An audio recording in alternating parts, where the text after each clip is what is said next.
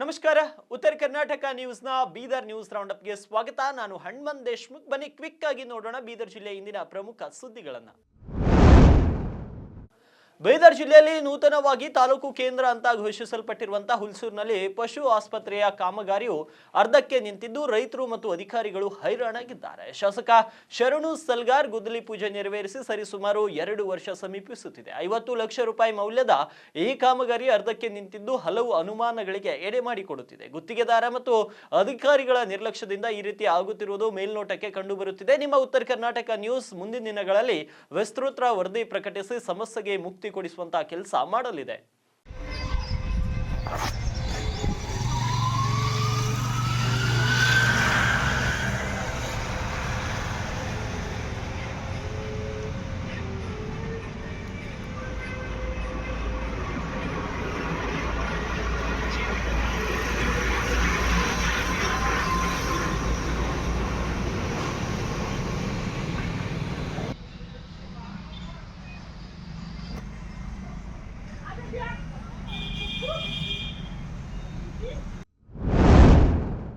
ಬೀದರ್ ಜಿಲ್ಲೆಯಲ್ಲಿ ನೂತನವಾಗಿ ತಾಲೂಕು ಕೇಂದ್ರ ಅಂತ ಘೋಷಿಸಲ್ಪಟ್ಟಿರುವಂತಹ ಹುಲ್ಸೂರಿನಲ್ಲಿ ಸರ್ಕಾರಿ ಕಚೇರಿಗಳು ಧೂಳುಮಯವಾಗಿದ್ದು ತಾಲೂಕಿನ ಅಭಿವೃದ್ಧಿ ಯಾವಾಗ ಎಂಬ ಪ್ರಶ್ನೆ ಮೂಡುತ್ತಿದೆ.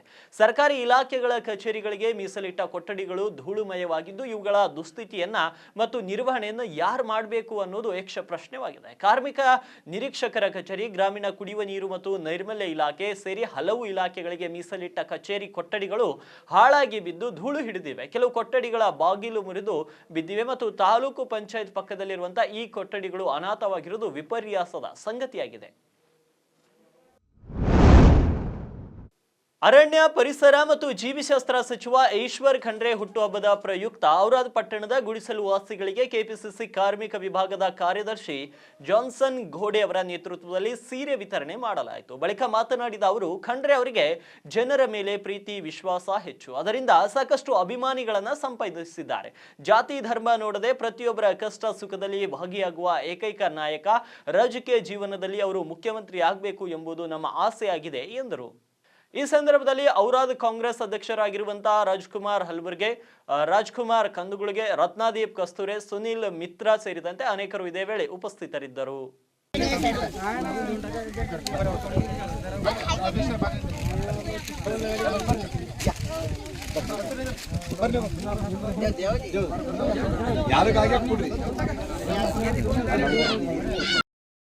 ಈಶ್ವರ್ ಸಾಹೇಬರಿಗೆ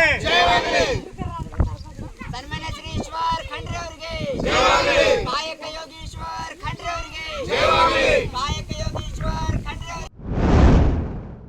ಬೀದರ್ ಜಿಲ್ಲೆಯ ಖಡಕ್ ಚಿಂಚೋಳಿ ಪೊಲೀಸ್ ಠಾಣಾ ವ್ಯಾಪ್ತಿಯ ದಾಡ್ಗಿ ಕ್ರಾಸ್ ಹತ್ತಿರ ಬಸವೇಶ್ವರ ಮೂರ್ತಿ ವಿಕೃತಿ ಘಟನೆ ಹಿನ್ನೆಲೆ ಪ್ರಕರಣಕ್ಕೆ ಸಂಬಂಧಪಟ್ಟಂತೆ ತಹಶೀಲ್ದಾರ್ ಮತ್ತು ಬಾಲ್ಕಿ ಡಿವೈಎಸ್ಪಿ ಅವರು ಸ್ಥಳಕ್ಕೆ ಭೇಟಿ ನೀಡಿ ಸ್ಥಳದಲ್ಲಿದ್ದ ಜನರ ಸಕ್ಷಮ ಪರಿಶೀಲಿಸಿದ್ದಾರೆ.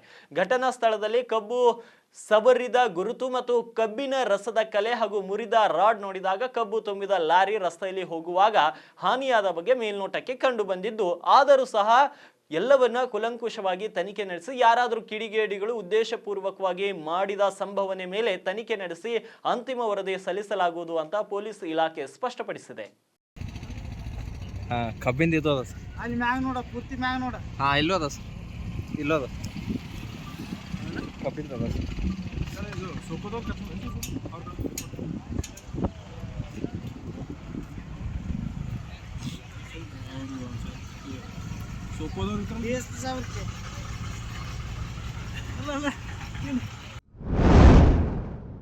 ಬೀದರ್ ಜಿಲ್ಲಾ ಉಸ್ತುವಾರಿ ಸಚಿವ ಈಶ್ವರ್ ಖಂಡ್ರೆ ಹುಟ್ಟುಹಬ್ಬದ ಪ್ರಯುಕ್ತ ಬೀದರ್ ನಗರದಲ್ಲಿ ವಿಎನ್ ಅಪ್ಪೆ ಫೌಂಡೇಶನ್ ವತಿಯಿಂದ ಹೆಲ್ಮೆಟ್ ವಿತರಣಾ ಕಾರ್ಯಕ್ರಮ ಜರುಗಿತು. ಸಚಿವ ಈಶ್ವರ್ ಖಂಡ್ರೆ ಅವರು ಅಭಿಮಾನಿಗಳು ಮತ್ತು ಕಾರ್ಯಕರ್ತರು ತಮ್ಮ ಹುಟ್ಟುಹಬ್ಬದ ನಿಮಿತ್ತ ಬ್ಯಾನರ್ ಕಟ್ಟಿ ಕೇಕ್ ಕತ್ತರಿಸಿ ದುಂದು ವೆಚ್ಚ ಮಾಡಿ ಸಂಭ್ರಮಾಚರಣೆ ಮಾಡಬಾರದು ಅಂತ ಕರೆ ನೀಡಿದ್ರು. ಈ ಹಿನ್ನೆಲೆ ವಿಎನ್ ಅಪ್ಪೆ ಫೌಂಡೇಶನ್ ವತಿಯಿಂದ ಬೀದರ್ ನಗರದ ಅಂಬೇಡ್ಕರ್ ವೃತ್ತದಲ್ಲಿ ಸುಮಾರು 250 ಹೆಲ್ಮೆಟ್ಗಳನ್ನು ಸಾರ್ವಜನಿಕರಿಗೆ ವಿತರಿಸಲಾಯಿತು. ಇದೇ ವೇಳೆ ಮಾತನಾಡಿದ ವಿನೋದ್ ಅಪ್ಪೆ, ಇತ್ತೀಚಿನ ದಿನಗಳಲ್ಲಿ ಯುವಕರು ಹೆಲ್ಮೆಟ್ ಧರಿಸದೆ ವಾಹನಗಳನ್ನು ಅಡ್ಡಾದಿಡ್ಡಿಯಾಗಿ ಓಡಿಸುತ್ತಾ ಪ್ರಾಣವನ್ನು ಕಳೆದುಕೊಳ್ತಾ ಇದ್ದಾರೆ. ಅದರಿಂದ ಎಲ್ಲರೂ ಕಡ್ಡಾಯವಾಗಿ ಹೆಲ್ಮೆಟ್ ಧರಿಸಬೇಕು ಎಂಬ ಉದ್ದೇಶದಿಂದ ಈಶ್ವರ್ ಖಂಡ್ರೆ ಅವರ ಹುಟ್ಟುಹಬ್ಬದ ಅಂಗವಾಗಿ ಇಂದು 250 ಹೆಲ್ಮೆಟ್ಗಳನ್ನು ವಿತರಿಸಲಾಯಿತು ಎಂದರು.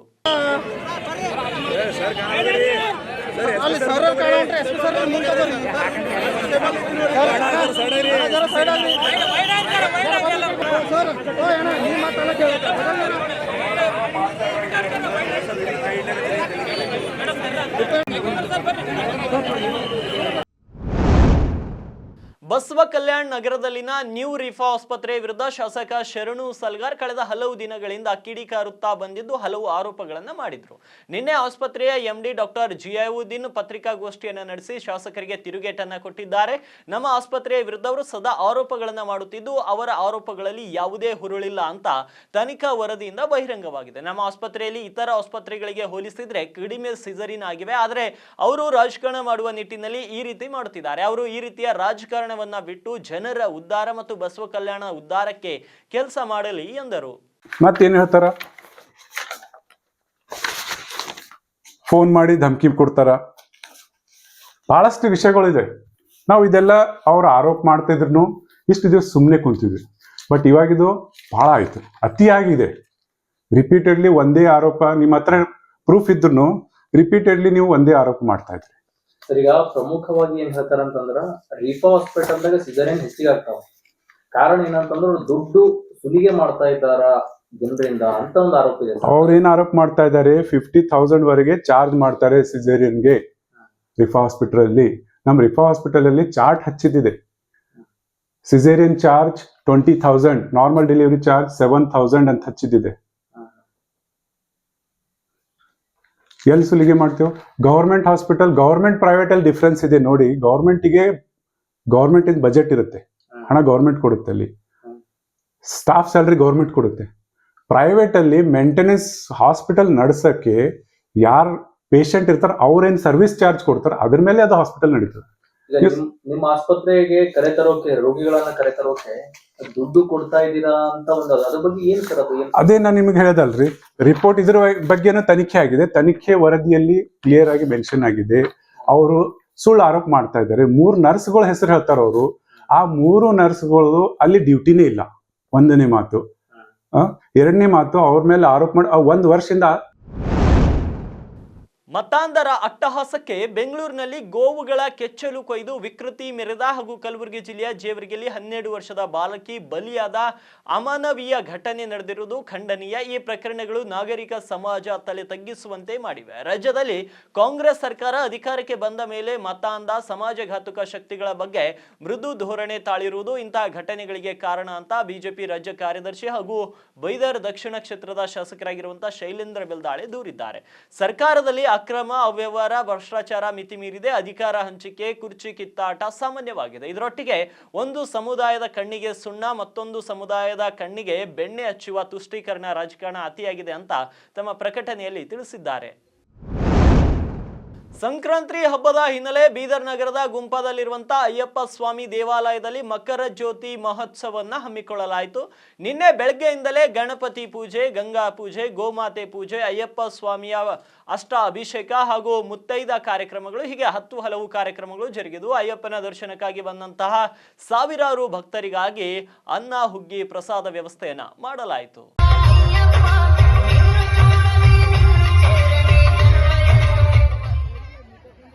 ಹೆಣ್ಮಕ್ಳು ಒಳ ಬರಬೇಡ್ರಿ, ದೇವ್ರ ಮುಂದೆ ಶ್ರಮ ಮಾಡಾಕ ದೂರಿಗೆ ಶ್ರಮ ಮಾಡ್ರಿ, ದೇವ್ರ ಹೊರ ಕೊಡ್ತಾನೆ. ಪ್ಲೀಸ್ ಸ್ವಾಮಿ ಬಸ್ಸು ಅವ್ರು ಬರಬೇಕು. ಬಸ್ಸು ಮಡಿವಾಳ್ ಅರ್ಧೆ ಮಾಡಿದ್ರೆ 1 ಕೋಟಿ ಅವ್ರ ಮನೆ ಮಾಡಿದವರು ನಮ್ಮ ಬೀದರ್ ಜನತೆಯಾಗಿ ಮಾತಾಡಿದ್ದಾರೆ.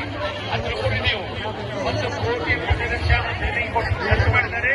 ಅರ್ಧೆ ಕರ್ಪಿಗಳು ಅರ್ಧೆ ಕರೆದ್ರೆ 2 ಕೋಟಿ ರೂಪಾಯಿ ನಮ್ಮ ಬೀದರ್ ಜನತೆಯಾಗಿ ಮಾತಾಡಿದ್ದಾರೆ.